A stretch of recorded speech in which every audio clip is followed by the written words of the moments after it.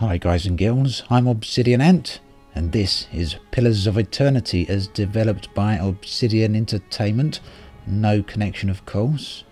And most of you are probably aware that this game, as it says here, was made possible by a Kickstarter that was released way back in 2012 and actually achieved a vast sum of nearly $4 million. So now the game is finally out, and this is actually the very first time I've launched it. I've no idea what to expect from it, other than it's very much in the vein of the old Baldur's Gate games that were released during the 90s, and those were games that I did play.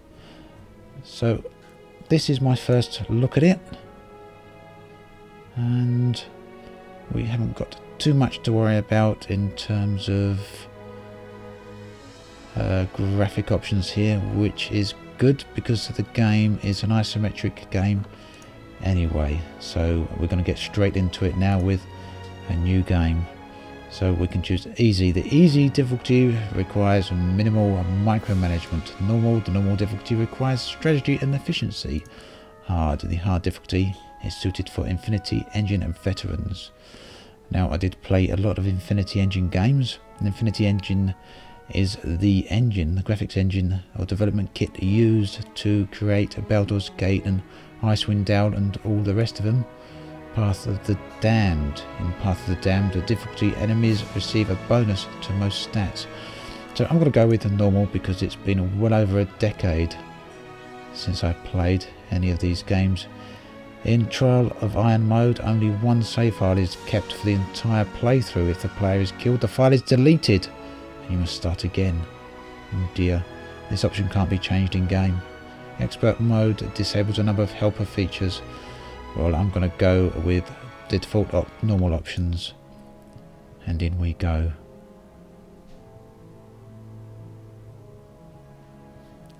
There might well be some sort of intro here. It's already looking quite moody and atmospheric. Very, very excited to be playing this game. It's one of the Kickstarters I backed way back in 2012 and have been very much looking forward to playing it.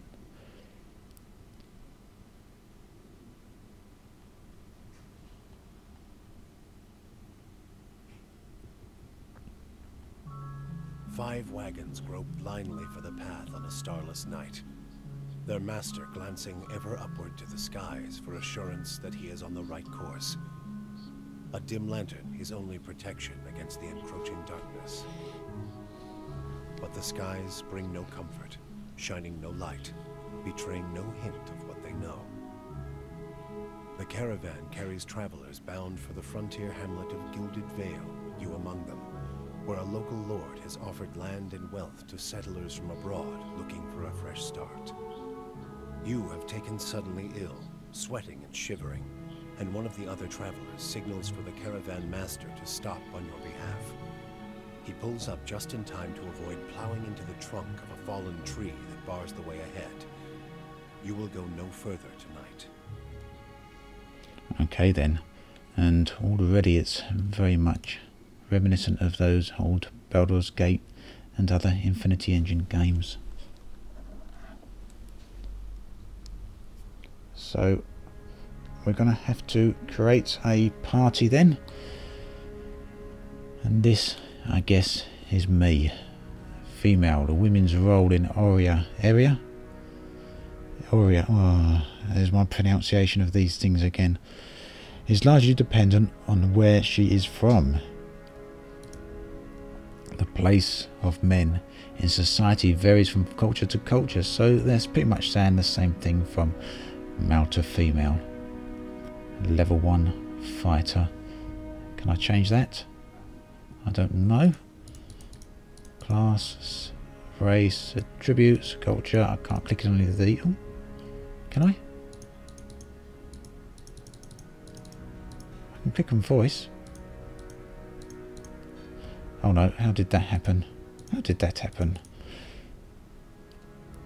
So sex is male. Race is ocean folk. Now what if I want to change my race? Don't look like I've got the option to do that. Fighters form the front line of disciplined armies across the Eastern Reach, though they are most commonly found in cultures with an organised martial structure. Fighters can also be encountered as wandering mercenaries, bodyguards and other types of sellswords. Brutes, madmen, berserkers. Though city-dwelling people often use the term barbarian with a dose of disrespect, these rural warriors are respected by their communities for their ferocity and their fearsome presence on the battlefield.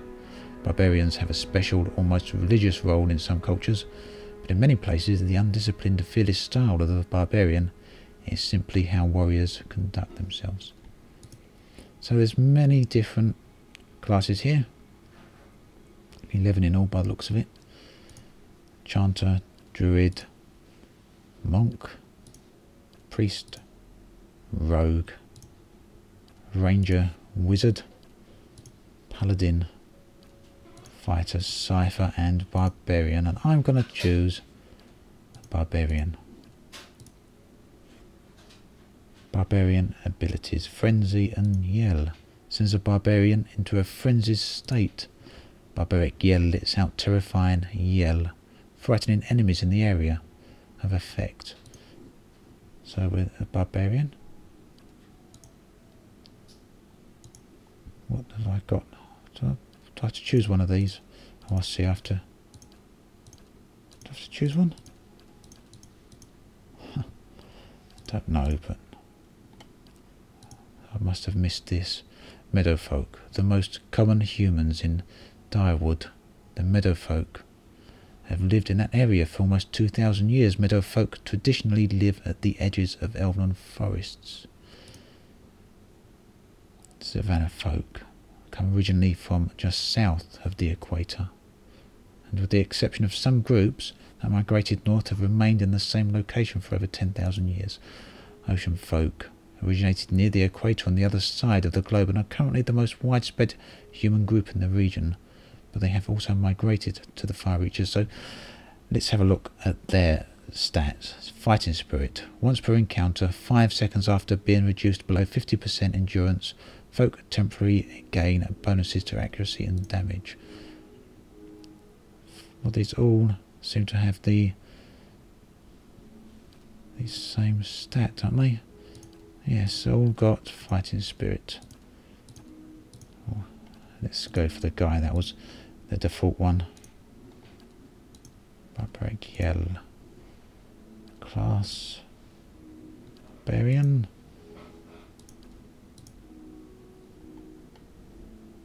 Barbarian abilities. Right, I see they add on up here. Carnage is a passive ability. That can be Carnage and Frenzy, 1 per encounter.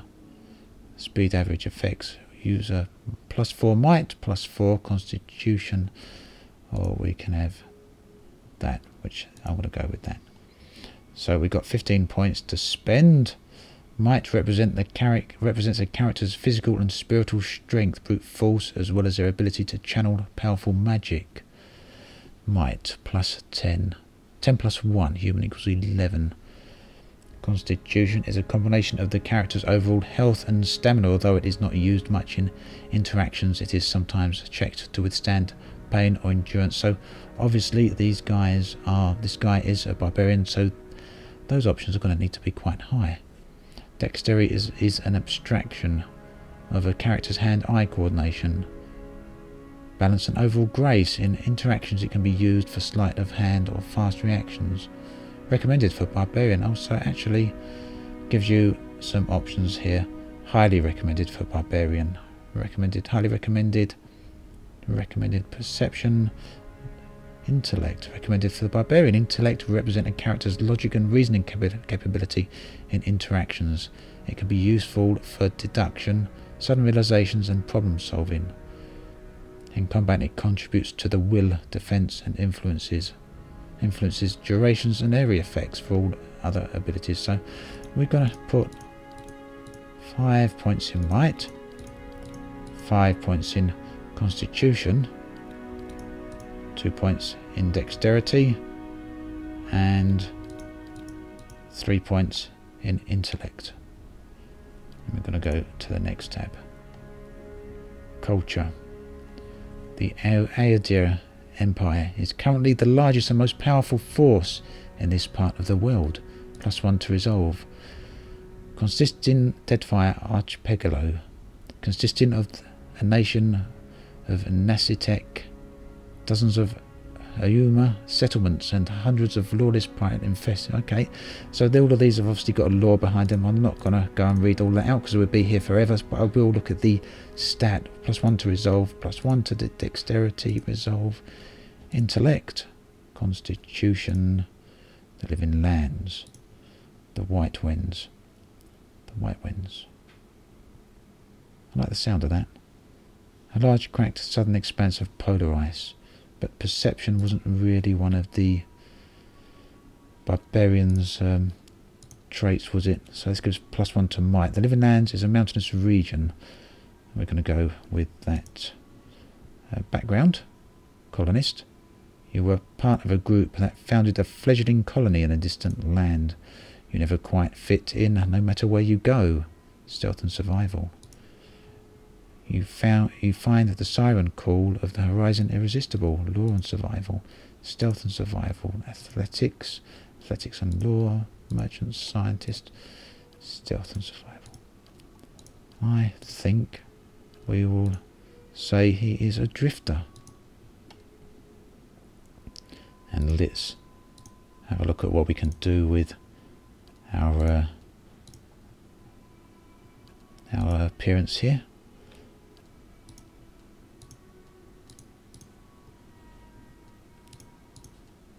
Few options there. So we have a beard, big barbarian beard. As you can have a big barbarian beard. 13 options. Where's the biggest one? Let's have him with the rings in his hair. There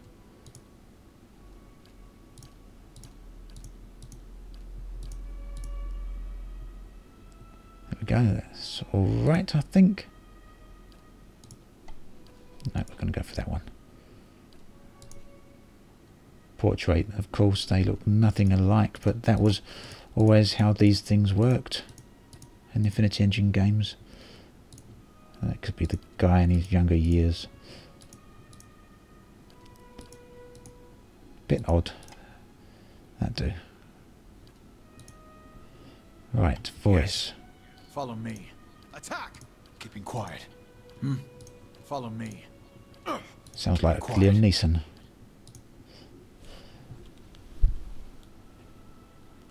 Enter a name. Okay. Granite. As that is the name I often use, as you will see on my Elite series.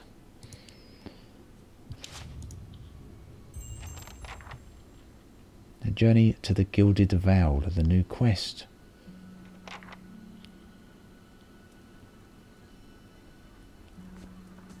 Lovely looking environment there, and this of course is how the text dialogue boxes always appeared back then, so nice to see that everything so far is being kept the same. Caravan Master Odema. The Caravan Master finishes addressing the group, his bushy red moustache and sagging jowls quivering as if for emphasis. Stays close to the wagons, got it? Stay out of the woods, and beasts take you if you were planning a stroll through those ruins up there. He nods toward a looming black mass on the hillside. Is crawling with hut-dwelling types who'd be happy to stick an axe in you for trespassing. So mind that you don't track mud on their sacred blazing rocks. Tonight everybody stays put, and in the morning we'll get the path cleared. Gilded Vale's less than a day out. Understood? At last, the Caravan Master turns to you, frowning as he looks you over. Rumbling rock could be. There's a stinging beetle round here carries it. You'll be fine once it passes your innards, unless you don't drink water, of course, in which case you'll be dead in a day. Well, we better drink water then. There's a berry grows in these parts, small and pink, called a springberry, about the size of a fingernail. Give you cramps if you eat it, but the frontiersmen make a tea from it. Calms the insides. Should get you through the night. You might check around, see if you can find some. Meanwhile, I'll see if we can scare you up some water. I know you want to hunt. Pretty nice of him. Much darker. But see about refilling our water first. Got a sick one here. He nods in your direction.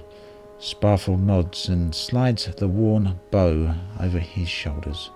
Where will I find these berries? What are those ruins? Is it dangerous out here? What are these huge rocks coming up out of the ground? Yes, these things up here. Some type of crystal, perhaps. Leave. I'll go and see about those berries then. On a bush that's common round here, kind of funny looking. You'll know it when you see it. Doubt you'd have to go far off the road to find one. Nothing you won't see on half the hills of Air Glonfoth. Money to be made selling their knickknacks in Defiance Bay, if you don't mind getting stuck with Glonfoth and arrows now and again. They didn't build them, but I'll be the effigy if they don't watch them like a mother bear. Of course, all the ones around here have been ransacked 10 times over. Got nothing left worth half a pond, so I hear. Your character's attributes, skills, class, race, culture and sex may all open up options for you in dialogue. These options are not necessarily superior to the other responses but give you a wider variety of choices to select from. The manner in which someone responds to your choices depends on their individual personality and attitude. Okay, so who did build these ruins? Got different names for them. Settlers called them Ingwithans. Nobody that liked them enough to stop them becoming ruins, tell you that much. Not if you hurry about your business, and not if the weather... I didn't think it would be too dangerous out here. What kind of weather then? Year, rain mostly, and wind. But there's a different kind of wind out here time to time. Locals call it a Beowick, born out of the ether, the spirit's path. Never seen it myself, never cared to. They don't got Audra where you let's ask about the rocks. Well, it just grows up out of the ground like this. Goes deep like tree roots. Some of it all the way to the heart of the world, you believe the stories. It's more like a shell than a proper rock. Easier to work if you're a mason. Got all kinds of strange properties. Seems to have some kind of life of its own. Dies if it gets dug up. Loses its luster. Folks think it probably grew at one point or another, but not these days. The soul butchers in Defiance Bay use it for different things. I've heard tell it can hold a man's soul, but I don't care to see it. Got enough to worry about without seeing something like that. Yeah, alright, no doubt. Alright, let's go and see where we can find those berries then. I know you're not some helpless tenderfoot, not like most of this lot.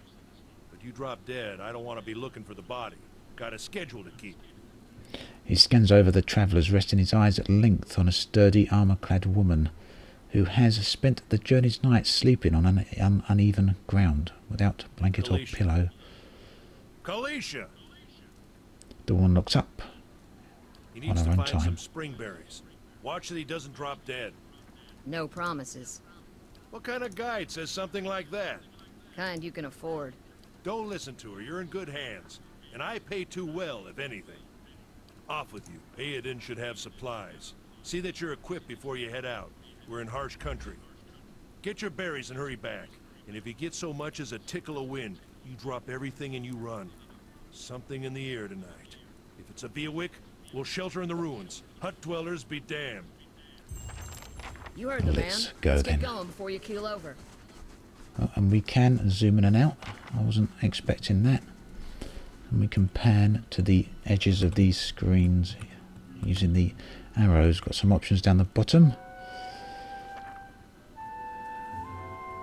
What's this? It's our dialogue.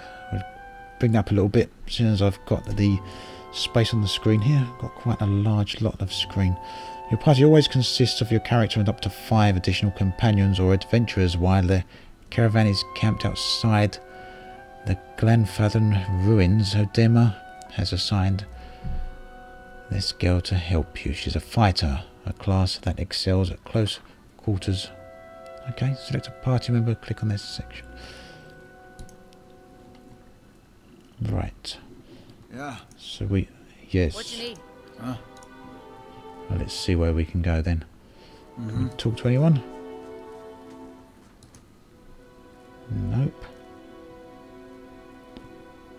happened there? Can we select all of them? Anyone need supplies? Formation. I've got sundries for sale. Come on, lady, you should come with me, I think. There we go. Control and click selects the both of them. Caravan. Guess this is the way to go then. I suspect. Yeah, we're going to go this way then. Not much else going on over there. So we're looking for some berries then. Pink berries. So my guy doesn't die. Who's this? You go, Sparfell. Soon enough. Stream's not going anywhere. So you just want to stand there instead, do you? So we've got a bit of fog of war going on here. That's slowly uncovering as I move about. I can drag the screen as well using the mouse wheel. Let's check by those The middle mouse button. Oh dear. A young wolf. At least it's not rats. Pillars of Eternity Combat uses a pausable real-time system. Because you will often manage more than one character at a time, it's a good idea to pause the game, issue orders and resume in real time to see the orders play out. The options menu also contains many choices for automatic pausing when certain conditions are met, e.g. at the start of combat. So, game is paused. Attack, cancelled. That is all we can do at the moment. We got Stronghold. I remember the Stronghold was actually a stretch goal for when they reached a certain amount of money, which obviously they did reach. So, choose our guy here. He's not going to do a barbaric yell, but he's gonna chop the wolf, as is Calcia. Space unpauses. What's happened? All characters in the game, friend or foe, have 4 primary defences against attacks: deflection, fortitude, reflex and will. These defences are based on the character's attributes, level items and other effects. Accuracy is compared to the appropriate defences when an attack is made. If accuracy is above the targeted defence, the attack is more likely to result in a critical hit. Hope you don't mind me reading out these tutorials. Like I say, this is my first playthrough. I'm getting straight into it I'd rather discover it as I go during the video series. Probably make for a bit more interesting viewing. So they're going to attack again. And again. Well, I thought there was 2 wolves there, you know. Sure. Or was there only 1? What you need? Let's see what loot they got. A wolf pelt. Nothing there. And something they've been eating. What is it? Oh, there it is. A berry tree. That was quick. Quite easy. As you receive quests, your journal will update with the relevant information. If you ever get stuck, open it up to review your notes. You're kind of a mystery to the rest of the caravan. Just some kind of wanderer, the way I hear it. That sort of thing tends to happen with orphans. Sure, I wander into the lives of fools, talk them out of their money and wander back out. You have to be when people are looking for you. That isn't your business. Suit yourself. Can't very well force you to have a personality, can I? Been a long time since I've been this way, but I always did like it. Lord Raderick's offer makes a girl think. I'll give him that. You here to settle like the rest of the lot. It's a hard offer to pass up. I hadn't given it much thought because I don't know what the offer is. No harm in that. Might as well see the place first. So you must have some other plan in mind for coming this way. I hope to meet someone and fall in love. Probably the same things I did before. Just looking for some adventure, really. Getting into trouble, I expect. I'm going to find some new friends. I have no idea what I'm going to do next. Well, I'm looking for an adventure, aren't I? You should hook up with an expedition. Some of the bigger towns send regular groups out to unexplored places. As long as you don't mind a little danger. Anyway, I'm wasting time here. Odimiral, give me an earful. Let's be on our way. Why are you here? Tell me about yourself. What can you tell me about Deerwood. Alright, let's go back to the camp. I'd like to know a little bit about her. I've got simple needs. I like open skies and far horizons.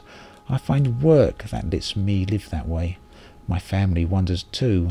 We started in Deerwood, but my parents ended up in the Living Lands. I've got a brother in Routsey and another in Hadir. My sister in the Gilded Vale. She's the only real homebody. Okay then. Can you tell me about Deerwood? I'm not much for history, but from what I know, it used to be part of the Hadir Empire. Broke off after a war some years back. The locals here are feisty, and that's how they like it. Well, let's get back to the camp. You know, I wouldn't hold my breath that Sparfeld's getting you water anytime soon. He does what he feels like, when he feels like. We should check up on him first, slap him around a little. Stream's just down that way. Come on, let's get your water. That's what I thought. Let's just go get our own water. Down here? Left or right? Oh, we can't go any further that way, but we have found something. Burned lady, which is a mushroom by the looks of it.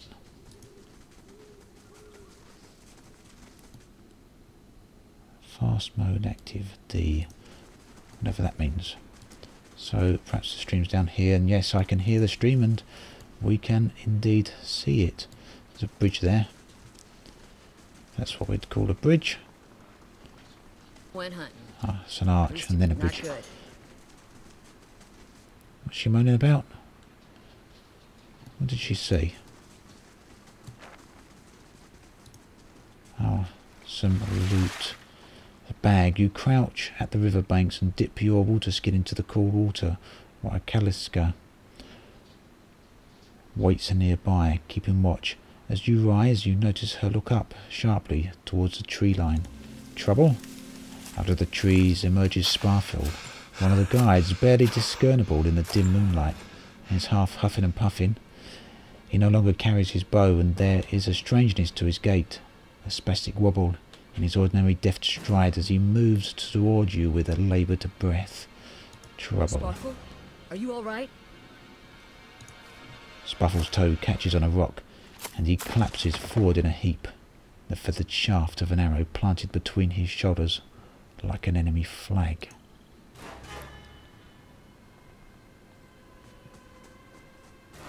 Ambush! From all sides, by the looks of it. Right. Now, it depends how strong these people are. Do I concentrate both of my team on one and risk getting attacked from the back, or do I have one and one? I'm going to send them both after this guy. And hopefully... Has she got any abilities? What can she do? Knockdown. 2 per encounter, melee only. Shoves an enemy with an enormous force, knocking them prone, but causing little damage. How about you knock him down then?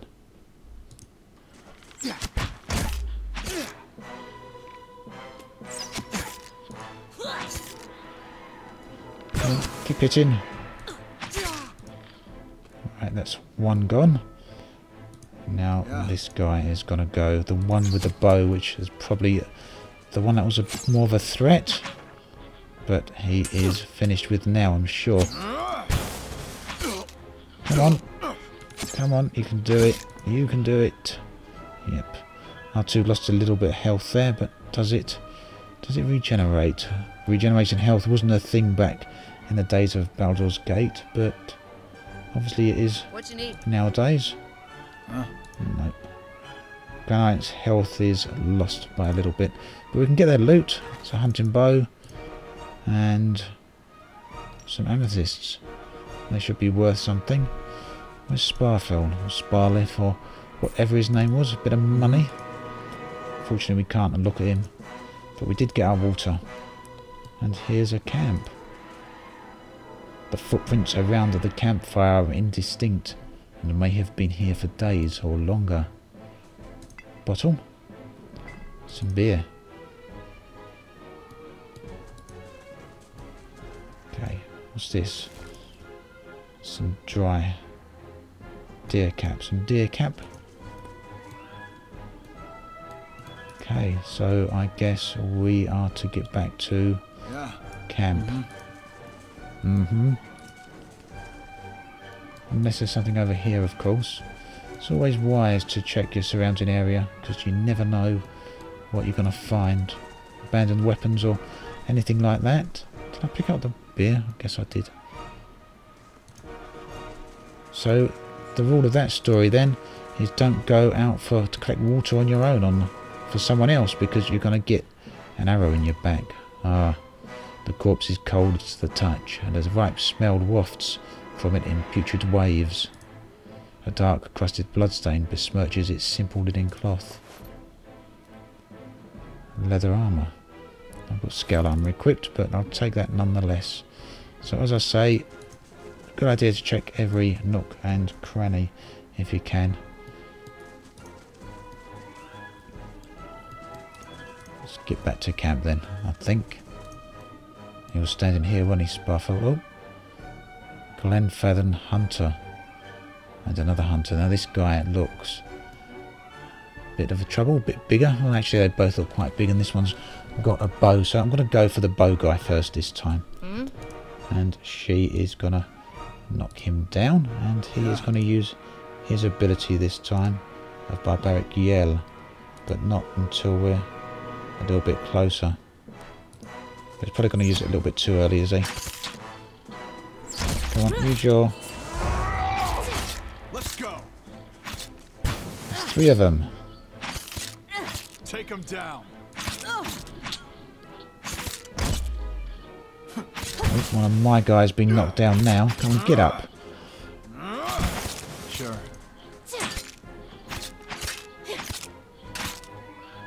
And nearly done.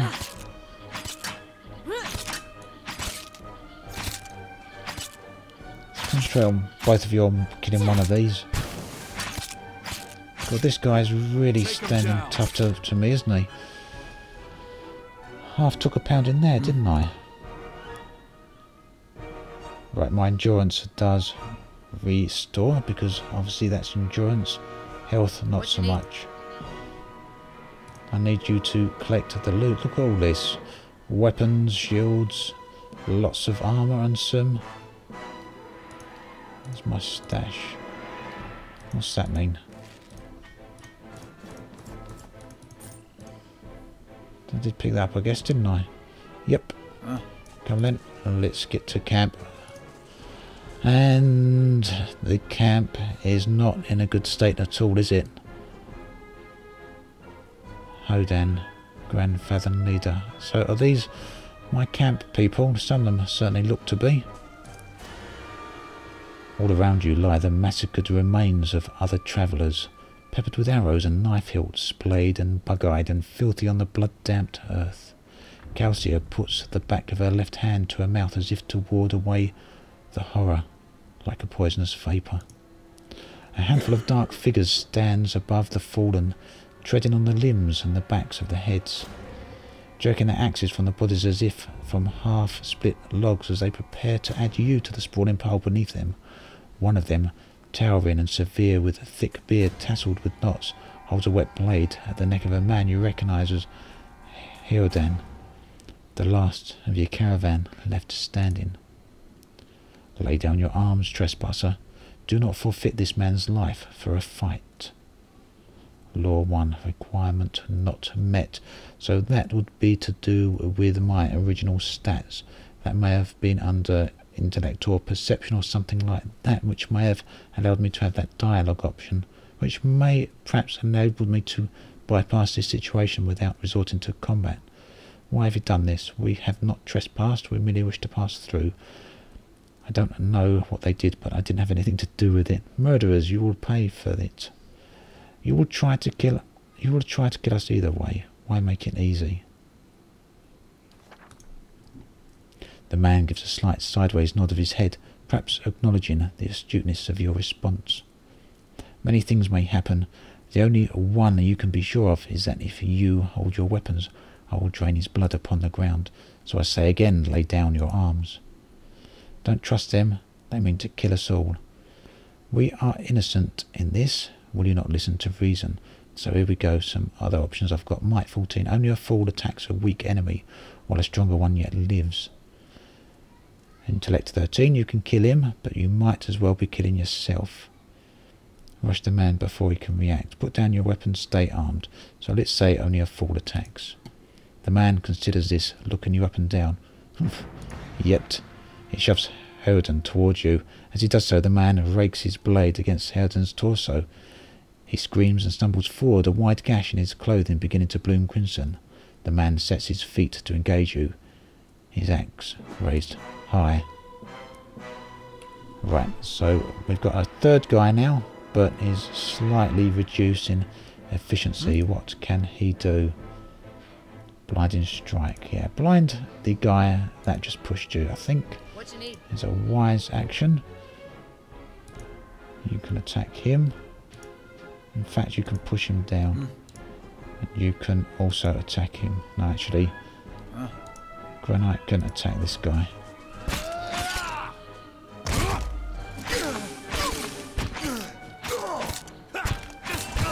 Come on, give him a shout. Let's get in a little bit closer so we can actually see what's going on. So he's nearly finished with. But poor Harridan is also nearly finished with.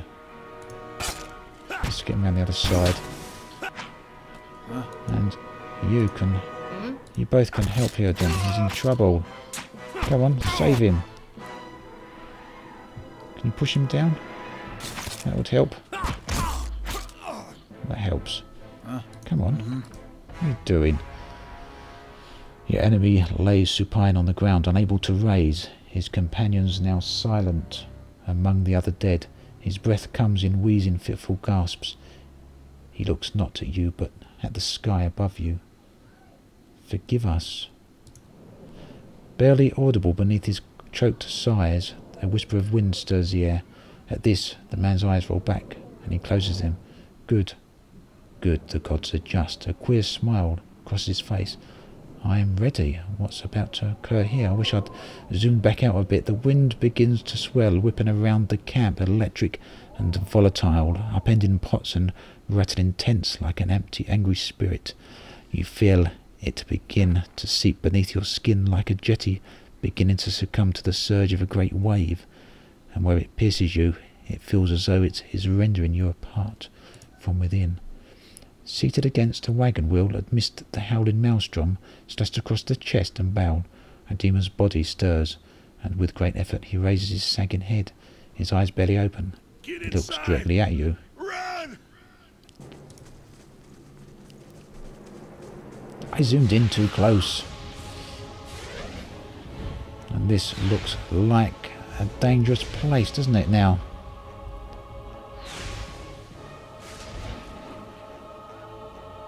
Straining against a gale that threatens to pull you off your feet with every step. You set your hands in a worn folds of weathered rock and set about pulling yourself up the precipice. With the last burst of energy before your arms give out, you swing yourself up onto the ledge. Harridan trails behind, slowed by injury and delayed by an early hesitation. As he nears the face of the rocks, one of the fallen attackers who had been feigning death lunges for Harridan and topples him onto the rocky ground. Restrained, Harridan lashes out against his fatigued assailant but struggles to break his hold. They are close to you despite the wind. From your position, as if you were to throw your weapon at the attacker, you would have a good chance at hitting your mark. Well, the dexterities are not met. Do we try and help? We'd probably end up hitting Harridan, but never mind. Your aim is true, and the hit jars Harridan loose. Lurching to his feet, Harridan clambers up the base of the rocks. As he nears the top, however, the wind flares, pulling him sideways and tearing one of his hands free. But diving out onto the hard rock, you manage to catch hold of it. Securing his other hand, you pull with waning strength, and it feels as though your arms will be jerked from their sockets.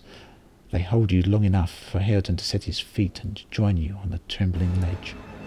There is a deep resonance to the swelling wind now. You feel it in the rocks beneath your feet and inside the cavity of your own chest, as though it would shake the marrow from your bones. Each new gust menaces the old stone before you, loosening connections, unsettling balances. As you dart beneath the old archway, the entire porthole begins to fall beneath its own weight. And that is that. It looks like we are stuck inside. Let's see what happens next. Was that? And the camera's still zoomed right in. Was that? Had to be. And we're Yes. lucky to be alive. And But we're we're the only trapped. ones. There could be another collapse. We're not getting out that way anyway. Let's get further inside. Can you walk? Hareton's jaw tightens. He nods. We are stuck inside. So, we will try and find our way out of here in the next episode. As always, thanks for watching. I'll catch you guys and girls next time. This has been Obsidian Ant, signing out.